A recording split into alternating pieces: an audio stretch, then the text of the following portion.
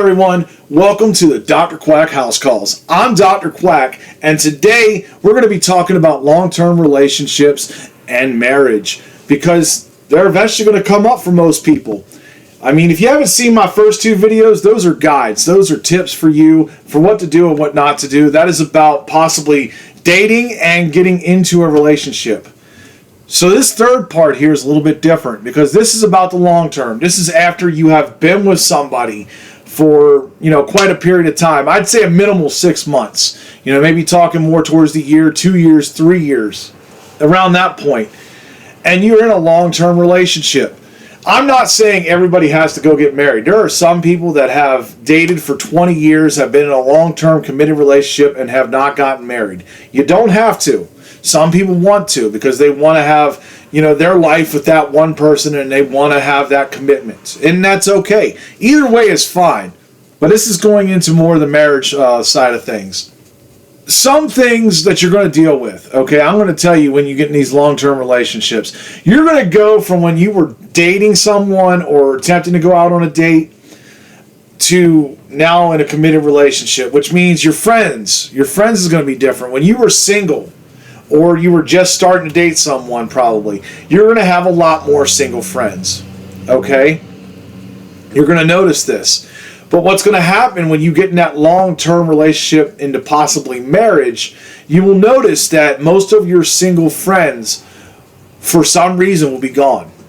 Or there's going to be a minimal amount in your life.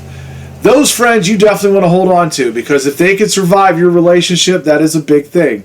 It is hard to have a third wheel involved, especially if they're a close personal friend. That can be difficult. You're going to notice a lot in your relationship that you're going to have mutual friends. You're going to be hanging out with couples because you're a couple. You and your partner are going to be hanging out with probably two other people, most of the time because couples like to do couple things with other couples. It generally happens like that. Not saying that they don't want to ever hang out with single people, because they do, and guys and girls both have their best friend. Some guys, they may want to have them come over on Sundays, watch football together. Girls want to go to the salon, just for examples. But in reality, you're going to notice a lot of times you're going to have gatherings, especially if you are any kind of people person. I'm not talking if you're a chatty Cathy, if you're a social butterfly, even if you're just, not completely a hermit. If you're a hermit, that might be an issue. But the big thing is you have your friendships, right? You have your buddies, and she might have her buddies. And if you don't get along with her buddies, it is going to make a lot of hell for you. And the same thing for a female. They're going to have a lot of problems with men. If you don't get along with their friends, it can cause a lot of problems because people trust their friends. And that's a big thing. Another big thing I want to talk about, and this may be something that you either are used to or may not be used to. Sleeping together, okay? And I'm not talking about sex. I'm talking about actually sleeping, okay?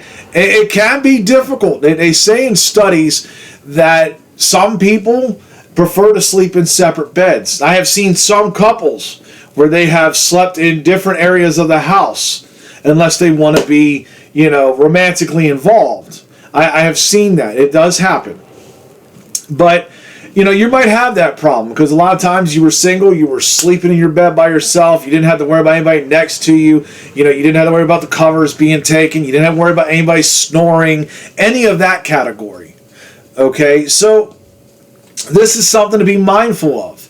It also can affect if you have any kind of mental disorders, any physical disorders. May be a problem when you're sleeping together. This is something that you may discover if you have any of those problems. The biggest word of the day that I've said through 3 videos, communication. You have to be direct. You have to let them know, hey, this is something that's bothering me. And they may get upset. They may not. Hopefully that the communication's there, that you're able to listen to each other. That's a really big thing there. Communication is key throughout this entire process, okay? Because there's going to be times. There's going to be times that you butt heads, okay? There's going to be times you guys are not going to agree on things, and that happens. Compromise, negotiation, these two big words here. I mean, when you have a problem, and you want to do something, you want to go out and do something, and your spouse over there or your partner wants to do something else, and they're both around the same time. This is where it takes compromise. You may want to go fishing. She may want to go to the mall. Just for example, she may want to go shopping.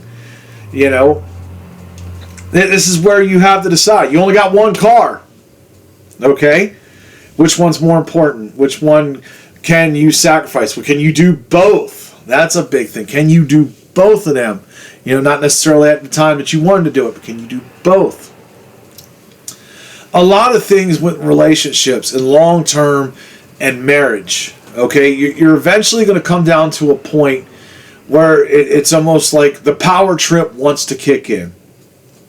Okay, the power trip. And I mean like where it's not 50-50. This is where you want to be, where you share the power, where you come together and share the power.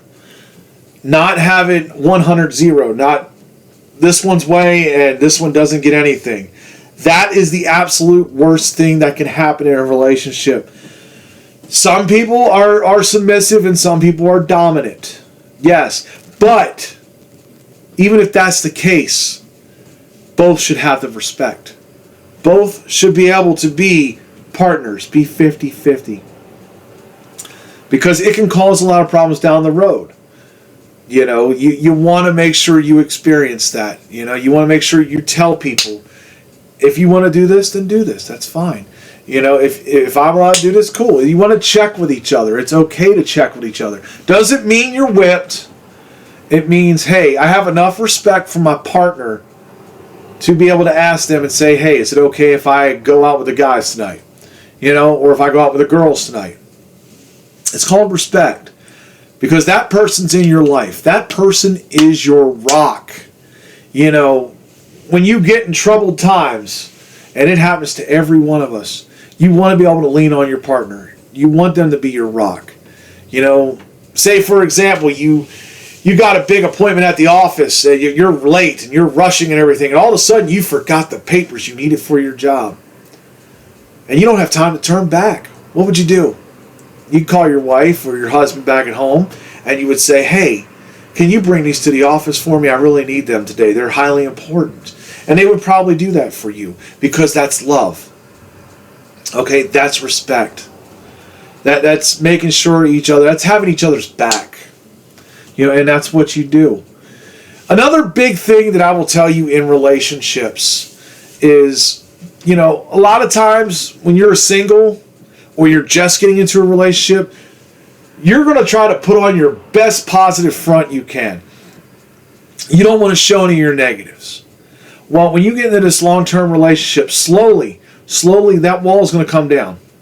That wall is going to come down. And you're going to open up. And you're going to want to tell things about maybe your past, maybe your dreams, your aspirations. You're going to tell things. And that's where you and your partner have to communicate. There may be certain things that make you upset or something that you don't like. That's always a good thing to tell your partner. Because if you don't tell them and they do it, you get mad. And they didn't know, and then they feel horrible because maybe they made you upset. It's always good to show your weaknesses there. It's not a big problem. And I'm telling you, if you're in a relationship and someone shows you their weakness, do not use that against them. Do not. It's okay, to maybe make little jokes, but you got to watch doing that, okay, around serious stuff. I mean, you guys, when you're dating, you're going to have some laughter in there. You will probably find some common interests. Like you might watch a favorite show and you might see something funny, or one of you guys might say something funny to each other, and it might be a little running joke, inside joke for you two, and that's a good thing. Laughter is the best medicine. That is a true doctor, recognition there that you must have. That is a prescription that I will always prescribe, laughter. Because if you're not laughing with your partner, even over the dumbest things, it means everything gets all serious. And being serious sometimes is good, and when you have to be, yes, but not always. You want to be able to have laughter. You want to be able to have jokes.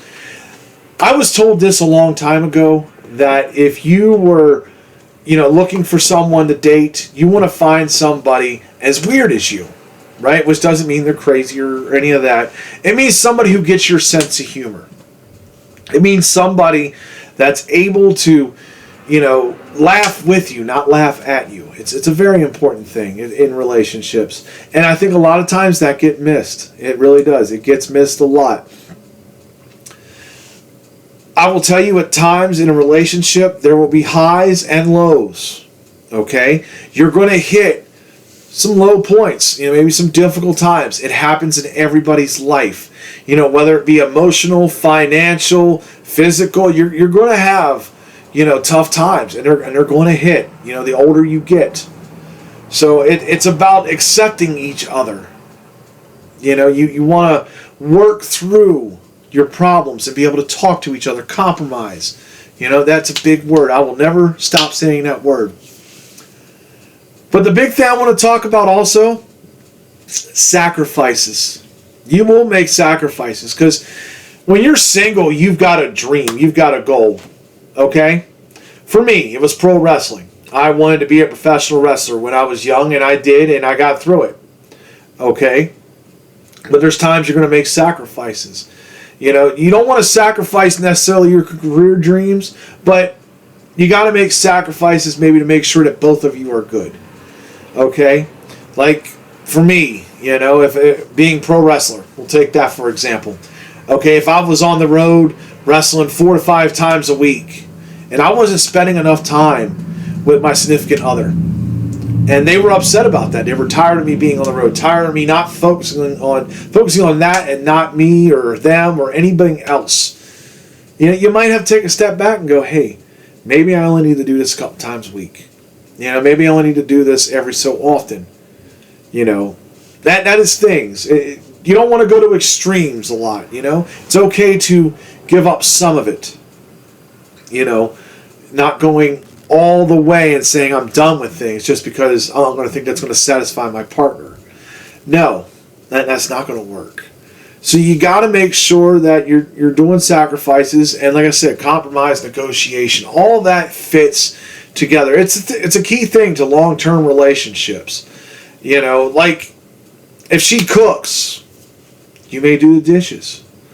The showing that you care about your significant other, the little things. That's what someone always told me as well. The little things is what gets you through life. They can either hurt you or they can help you. If you can master those little things, those help out a long way. And sometimes it may be challenging for you. Believe me, I have challenges all my life, and I have challenges that sometimes even in my own relationship. But I do my best to make sure that I try to accomplish those and make sure that I do those if my woman asks so. And likewise, I may tell her something. And, she makes sure that things get done right. And that's where teamwork, okay? A lot of this stuff, right here, teamwork, in the heart. 2 hearts meeting as one. That's a lot of what I wanted to say about this whole thing. Because, really, you have to look out for one another. And you have to be ready for the long haul, because if you're expecting it always to be sunshines and rainbows for years and years in a relationship or marriage, you're going to be in for a bad surprise. And I don't want to see anybody go through that. I'm a man who's been through 2 divorces. It is not fun, And always, here you go. My final thoughts. Make sure that you're paying attention to each other. Don't just go through the motions. Don't do that. They say that a classic line, I remember Bob Ingvall, excuse me. He said that if you don't pet the belly of a dog, eventually he will run away. Well, you have to show each other attention. You do. Even if they're asking for it or not, you don't want to smother them, okay? You don't want to smother them. But you want to let them know that they're appreciated, that they're loved. and that you care for them very much. It's very important. I want to thank you all for tuning in for this 3-part series here. I'm going to talk about on my next episode. You'll actually see another episode coming up after this. I'm going to be talking about pro wrestling now and then. But after that, I'm going to go into something that's a little bit more serious. So I'm going to be talking about PTSD, depression, and anxiety. So for all that, I'm Dr. Quack, and I'll see you next time.